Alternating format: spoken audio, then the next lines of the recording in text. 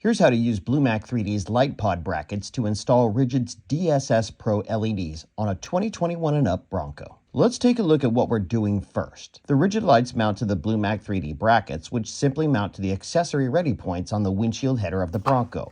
The rest of the installation is all about the routing of the wiring and making connections. We drill a 1/4-inch hole in the accessory ready mount areas to pass the wiring through the windshield header and into the cab. This also requires you to cut the weatherproof plugs off of the lights and the harnesses to get the wiring through the drilled holes. We've made accommodations for an alternative option if you're not drilling the windshield header, with engineered drill points and cut guides in the brackets. To use this alternative option, drill the dimples out with the number 7 drill bit, which translates closely to 13/64 or 0.200. Then slice the openings into a U shape with a razor knife or snips to create slots that snugly grip the wire sheathing.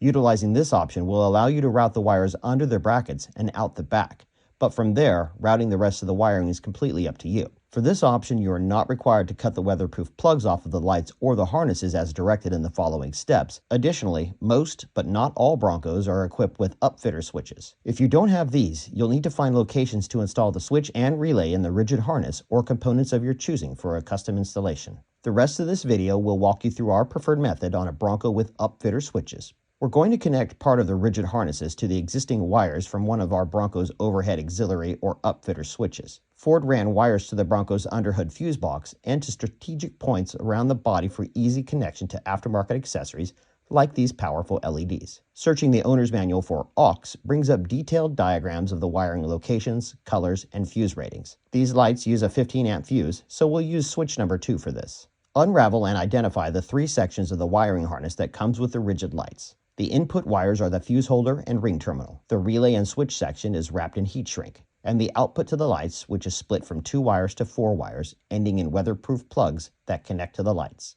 We'll only use the full length of the output wires, so we cut them off where they come out of the heat shrink near the relay. Cut the weatherproof plugs off of the output wires and the lights, leaving as much wire length as possible. The rigid lights in BluMak3D brackets are side-specific.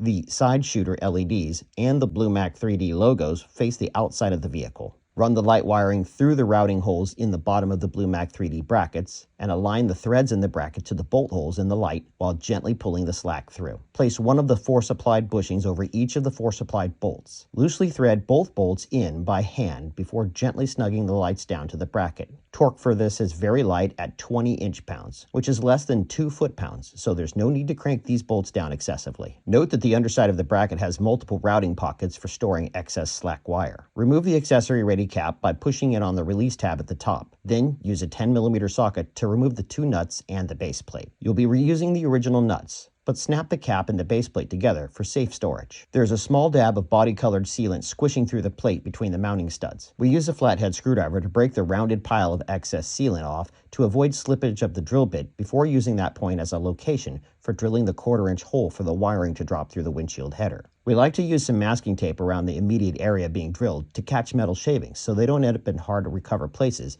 or land on the paint where they can cause scratches. Our best advice is drill slowly with a good quality sharp bit while pushing hard. On the other side of the drill point is a deep cavity. A normal length drill bit will not make contact with anything on the other side. Masking tape also comes in handy for picking up metal shavings and throwing them away rather than trying to blow, wipe, or vacuum them up. The drilling and light pod bracket installation is the same process on both sides. You will need to disassemble a few interior parts to run the wiring and make connections. We figured out how to break this thin yet very well attached trim cover for the sun visor brackets so you don't have to. Here's how it actually snaps on so you can see what you're dealing with. There are clips on the sides as shown here. Use a 7mm socket to remove the bolts that secure the sun visor brackets. Dip the front of the bracket down toward the dashboard while pushing the back part of the bracket toward the windshield. Squeeze the tab to disconnect the wiring. Note that the floating nut for the sun visor bolt has become skewed during removal. Open the glove box, push in on the release tabs at the top, drop it all the way down, then pull the back of the box up towards the roof to unclip it from its hinges. You'll probably see a small gear fall out of the right side of the glove box that we will reinstall during the reassembly process. Feed the light wiring through the holes in the roof while reaching up into the hole for the sun visor bracket. Grab the end of the wiring and pull it into the interior. When the bracket gets closer to the windshield header,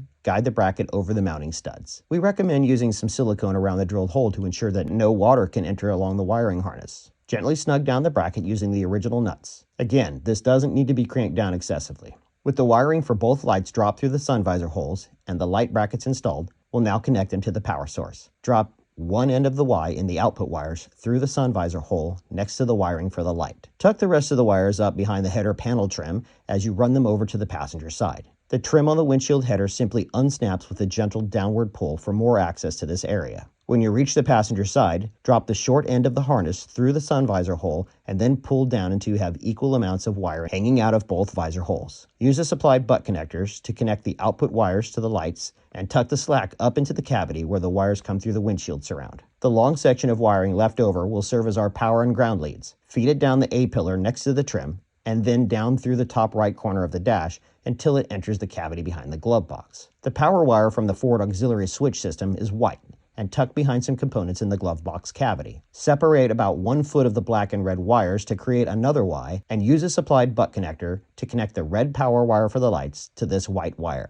Unsnap the dash side panel trim to reveal the dashboard mounting bolt. Use a 13mm socket to remove it. Run the black wire from the Y around the dashboard and into the area where the bolt goes. Crimp the supplied ring terminal onto the black wire, drop the dash mounting bolt through the ring terminal, and start the threads by hand before fully tightening it. Snap the dash side trim back into place. Under the hood, connect the exposed white wire in the firewall harness to the exposed yellow power wire coming from the fuse box. Once this connection is made, tuck the wiring away neatly. We don't want your underhood wiring looking sloppy when you're running our parts. The wiring is now complete. Test the lights before reassembling to ensure that all of your connections are good. With the ignition or accessory position on, flip the auxiliary 2 switch or the switch you installed to turn the lights on. With both lights working properly, reassemble the interior. Reestablish the wiring connection for the sun visor and guide the back part of the mounting tab up and toward you. Then tighten the bolt and snap the trim plates into place. If the gear fell out when removing the glove box, reinstall it. The small side of the gear engages with the teeth in the damping arm. The gear resides in a pod here with the small side facing outward. The pod also rotates to engage with the damper arm. Snap the glove box into place and guide the damping arm up through the channels in the pod.